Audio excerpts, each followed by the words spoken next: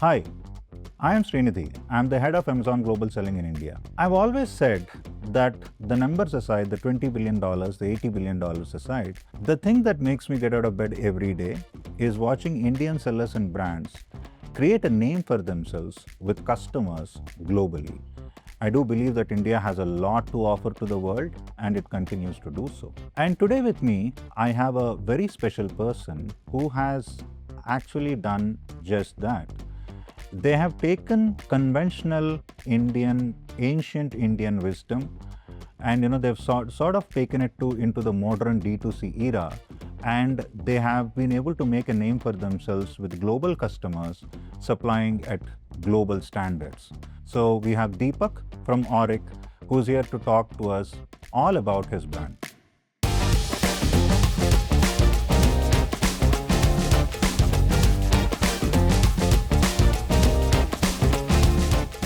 Deepak, thank you very much for joining me. Thank you very much for talking to me about this. So tell us a bit about yourself. What's your journey been so far? And who was Deepak before Oric? I'm by education a chemical engineer from IIT Delhi. Wow. Spent about 8 years working with Unilever across India, Switzerland and Singapore. We left them about 7 years ago to start Oric.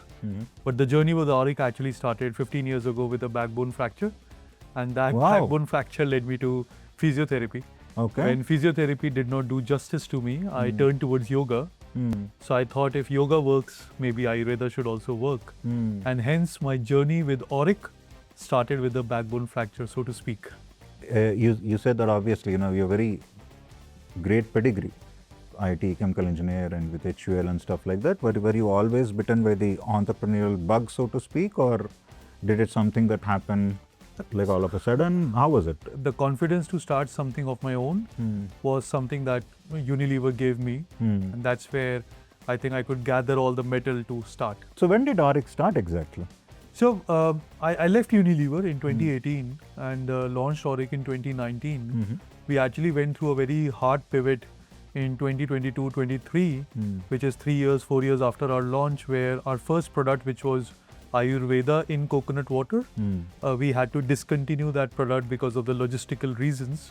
So I like to say that we got reborn in 2023 as a effervescent tablet / supplements brand, and therefore we have had two distinct phases of our journey so far. Wow. For those of us watching who may not completely know, give us a sense of your product range. Like what are all the things that you offer today? At Auric, we are making wellness easy for busy lifestyles. Okay, we fundamentally believe in two things. The first thing is that people are losing their trust in pharmaceuticals and are looking for alternatives, and Ayurveda in all likelihood can take that space. The second thing is that people deep down want to be healthy. But they do not have time and energy to be healthy. So if you can make the process of becoming healthy easy, that's what Auric is doing. And when these two things came together for us, we decided to make wellness easy for busy lifestyles through our products. We research, we procure, we make the science of Ayurveda simple, digestible, so that it is easy for people to consume it in their daily lifestyle. India is one of those few countries in the world which has a very vibrant D2C ecosystem, right? And of course, India, as you know, is a thriving market in itself. So how did you think about this? Like, was it domestic first, global later, and or was it global first? Or talk us through the process. So for us, the India journey started much ahead of the curve as compared to our international journey. Right. And the reason was our first product, which was beverages. Yeah. And because it was a bulky product, it was a heavy product, international was completely out of question for us due to the logistics cost. Yeah. So therefore, we started with India first. Right. Okay. And because we started with India first, we learned the ropes in India sooner than we learned the ropes in international. Yeah. And that is why when the hard pivot happened in 2023 and we moved to effervescent tablets, we started, of course, with India first. Okay. But this time we were very clear that we want to learn the ropes on international sooner than later. But there is no brand from India representing at a global stage in the D2C space. And therefore, why don't we take that space of representing the values of India, the yoga and the Ayurveda of India at a global stage, but with global standards. And that's exactly where we decided to start learning the ropes of international market as well. Well, let me ask you another question though, right? One is of course that there is offtake, there's acceptance, and all the trends that you very rightly point to. However, you would also agree that there is a difference in terms of statutory standards, right? There's a different premium that they put on standards there, particularly in the US, EU, etc. How were you able to do it, right? Is it a blocker, or is it a investment? How do you see that? So I think this question has two parts. There is a brand part to it, there's a product part to it. Right. As a brand, you need to ask yourself who is your target group. Right. Now for us, even till today, almost 100% of our consumers are not of Indian origin. Wow. 100% of our customers are Caucasians or Latinos, for example. Wow. Okay. Now for us, the Indian diaspora was not something that we were aiming at. Therefore, Indian distribution ecosystem was not what we are aiming at. And hence, so that's more of the trading arbitrage sort of space. Trading arbitrage space. Right? Yeah. And therefore, we were entering into the branded space. Right. And in that branded space, we are reaching out to the people who are used to a certain level of experience. Okay. So therefore, first the question is that, is your brand living up to the global standards or not? Okay. When a person looks at your brand, he should be not making a justification in his mind, then why is he trading an American brand with an Indian brand? So that's the first thing. The second thing for me was from a product perspective. So now if you want to sell in US, there are 3 specific things that you need to keep in mind. One is that the packaging guidelines is as per the American regulatory FDA board. They have a certain way of nomenclature on what is to be written and what is not to be written, what are the allergens to be declared, what are the disclaimers to be put on the packaging, and so on and so forth. The second is that you need to sometimes reformulate your entire formulation because they have a list of generally recommended as safe ingredients, and you need to make sure that all your ingredients are falling in that list. Right. Okay. And then the third and the final thing is on the claims bit. Now, claims bit is a very strongly monitored aspect in US more than it is done in India, and therefore you have to be extremely careful on what your listing says, headline, bullet points, what your website says, what your advertisement says, and you need to always make sure that as a product you're not making any medical or medicinal claims. Okay. Now, any which ways we are wellness first, and therefore we come before the problem starts. And therefore, technically speaking, we are not solving the problem. So, as a brand, if we are not solving the problem, our claims should not be on solving the problem. Makes sense. And that's where your product claim should be always in the right territory. So, if you keep your product and the brand put together, then the foundation is the manufacturing facility. That's how I look at it. When you were starting with your journey, like how important do you think this particular software aspect of this, what do the timelines look like? We have always been born and brought up on this particular philosophy that exports is going to be a much more profitable business and it is going to turn the equation for you. It does not happen that way. If exports is a larger market, it is also more competitive market. And that competition is operating at a different scale with different standards. Okay. And at the same time, you do not have insights because you have not been living in that country. Physically there. Right? So you need to now judge yourself what are your strengths and how do you want to play on that. And therefore, the answer to that question will most likely be a brand which is rooted in the culture of India. A brand which can be created from India for the world. Okay? It is not a sales question, it's a brand question. And most of the sellers, they want to create a shortcut by listing themselves on Amazon US, thinking that just by listing, they are going to get Something the sales. Is going to happen, It does not happen. It does not happen at all. You need to go through the grind of understanding the consumer, creating a need space and making sure that your brand is answering that need space. And that brand then needs to give the answer to the product. If this entire process or this circle is not followed, it will never help you. And for us, that was very clear that what is the need space that we are solving is that a large need space on Amazon, for example, or in US in general.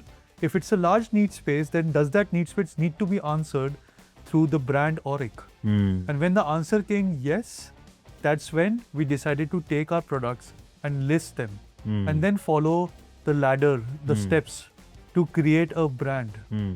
That is the grind Mm. that I'm talking about. Mm. To build your brand first and then hoping that sales will come. Mm. And if you have built your brand the right way with the right number of effort, Mm. it is going to come. But I'm sure that there would have been frustrating moments, right? Was there any, such moment where you said, "Yaar, chuck it, मैं कहाँ फंस गया?" Of course, I would be lying if I say that there Yeah. were no such moments. I think once we started growing magnificently well, at that moment, inventory stockouts Mm. was killing me because any entrepreneur would always say that getting sales is much harder than servicing the sales. Mm. And here we were able to get the sales, but we were not able to service the sales. Yeah. I think that was the first moment, which is where, thanks to our point of contacts in Amazon Global Selling Team, they told us very clearly that you manage the inventory. Mm. Rest, everything will come. Mm. So I think that was one frustrating moment for us. The second one was last 12 months, the volatility in the global trade has increased significantly. Right. After Trump tariffs and also the elimination of de minimis rule, Mm.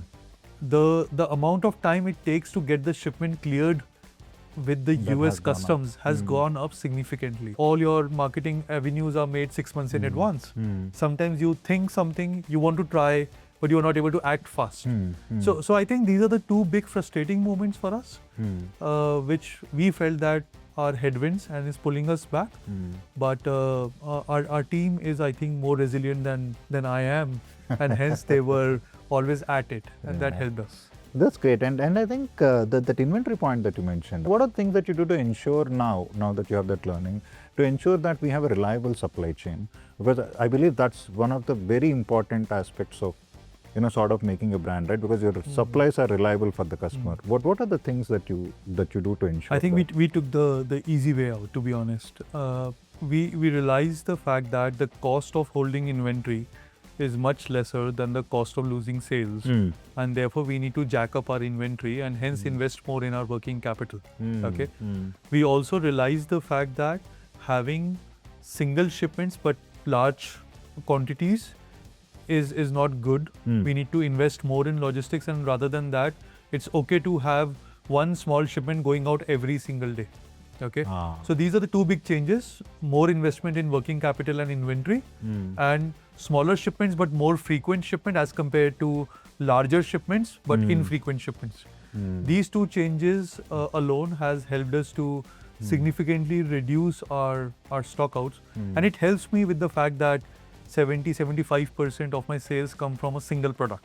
Okay, so the complexity of running Oric is significantly less. I want to move on to something else. Is that one of the things with Amazon is that brands who do well are also brands who keep expanding into new selection, right? Keep getting new products, new selection, etc., etc. How do you think about that? And what's new now in Auric? So see, I currently operate in a category called milk thistle on Amazon. This is, so to speak, a liver detox kind of a category. Now this category on Amazon US is about $200 million kind of category, right? And we are not even 10% of this category at this stage, okay? Oh, by the way, I just want to stop you for that. He's saying not even 10%. I think, that's the most, the biggest understatement that I have, because 10% is actually quite good. But yeah, more power to you. So as a founder, my first role is that I need to penetrate better, Right. take away the market share, and be at least 10% of this category. Right. Okay. Now I know for sure that becoming 10% of this category essentially means that I will be probably the top 5 brands of this category, Yeah. which is what my first objective is. Right. Okay. Because I truly believe that large consumer brands are built on hero products, and therefore your hero product is what the consumer has that weird notion in his head that this is the product that I have been using, and hence this brand has other products that I can try to use. So that's the first important thing that you need to solve before you increase your selection, is what I feel. The second thing is that you need to then create the different segments in your head. For example, today 40 to 60-year-olds in US consume 70% of our sales. Okay. Do I want to move to 20 to 40-year-olds? Okay. So that's one question. And therefore the product selection might change according to that. The second question is, do I need to move from Caucasians to Indian diaspora? Okay. The third question is that do I need to look into the lifestyle of the same consumer? What are the other products that they are consuming? And therefore, can I increase my selection by taking different occasions of the same target group? Okay. For us, we took a balanced call. Okay. What we realized was that our demographics is 70% males, 70-75% 40 to 60-year-olds. So therefore, the first question was, can we do something for women? Okay. And therefore, there is one large category that is growing very well in US, which is women's sexual wellness. And therefore, we are working on that particular category. And in the next 2 quarters, we should have a product on that particular direction. Now, each of these new launches and new selections had a reason in mind. There was a brand objective, what we wanted to do with that particular product. And what is common in all of these things is we are still going to be only an effervescent tablet product. We don't want to get into gummies, for example. And secondly, each of this is a large category and an innovation poor category. Okay.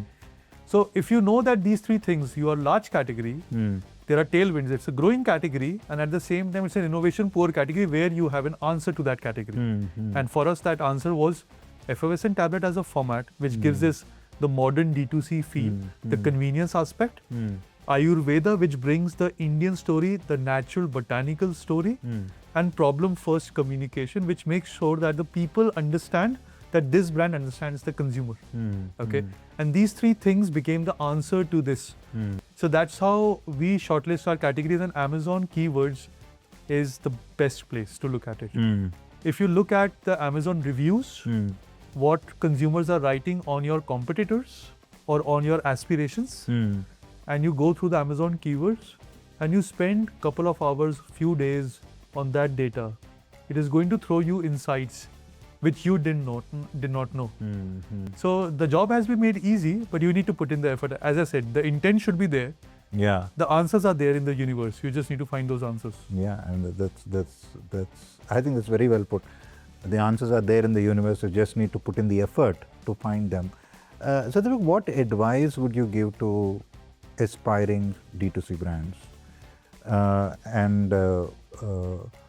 Also, should the D2C, the Indian D2C space, particularly the health and personal care, the wellness space, do you think that brands in this space are thinking as much about becoming a global brand as they should, or is there still some distance to travel? So firstly, I would tell any entrepreneur thinking in the D2C space that you are starting at the right time. You are starting just before the inflection point. Okay. Whatever you do, whether in India or in global, if you're at it for a decade, it is going to give you returns in terms of whatever you want, whether it's time, energy or money. It is going to give you handsome returns. But you have to be at it for 10 years. Nothing is going to change in few years, as simple as that. So that's my first advice. My second advice is, if you're thinking of global first, then you need to think of brand first. Okay. Consumers buy your products later. They buy your brand first. Before the consumer touches your product, he buys into your story. He buys into your reason to buy. He buys into your reason to believe. And that proposition, that positioning needs to be absolutely clear. And only then the consumer is going to give you his or her money. And that's when he's going to try the product. The product is going to bring you the retention and the repeats. But the brand is going to bring you the first purchase. So these are the 2 things. And if you're already global and if you already think that your brand is where you want to be, then probably you need to ask yourselves 2 questions. The first question is, what differentiates my communication with others? And how can I do more of the winners? You have to learn from your failures in communication, but you have to build on your winners. You have got something which is working well for you, scale it up. Okay. You need to learn from your failures, but don't overthink on those. Every day you're going to receive a failure as an entrepreneur. Yeah, makes sense. So, Deepak, as like e-commerce of exports, of course, is a relatively new space, been 11 years since Amazon Global Selling has been around. But the government has also started looking at e-commerce. When I say e-commerce export, I want to say consumer exports as a whole, right? I mean, and of course, for the end customer, as I rightly point out, you know, the brand matters. You know, what does the brand stand for, etc. And you know, as somebody who has made a great brand already, what according to you does brand India stand for in the consumer export space? You ask any consumer outside India or any tourist who visits India or any tourist who wants to visit India, he would always say the same words. I want to visit India for its diversity. Diversity and its culture are the strength of India, and we need to represent it in a bigger way, in a better way at a global stage. Okay. Now, these people get exposure to India through Bollywoods. These people get exposure to India through the Indian cuisine introduced by diaspora in their respective countries. India is known as a country of spices. India is known as a country of spirituality, yoga and Ayurveda. We need to bring these things together and create an appeal for the brand India. The stronger and the sharper that appeal is, the more pull will be there from the global consumers for the Indian products. Okay. And then it becomes a virtuous cycle. And then it becomes a virtual cycle because sometimes an entrepreneur is not able to dedicate 10 years of his life to a particular aspiration or ambition. There are many things that is stopping him from doing that. And if there is a natural tailwind, that those 10 years become easier than anything else. And those tailwinds is where the government of India, in my personal opinion, can create it. And the more we do that, the better it will be for India's export economy. Okay? That India is not only a land of exporting services. We also create great products at global benchmarks, which are yet to be explored. And by the way, you don't need to travel all the way to India to witness India in its all glory. Correct. We are bringing India to your doorstep. That's how the government and the entrepreneurs should be thinking of it. That's incredibly powerful. On that note, thank you so much, Deepak, for talking to me. This was an absolute masterclass in building a brand that has true appeal to consumers globally. Thank you so much for talking to me. My pleasure. Thank you so much for having me here. Thank you.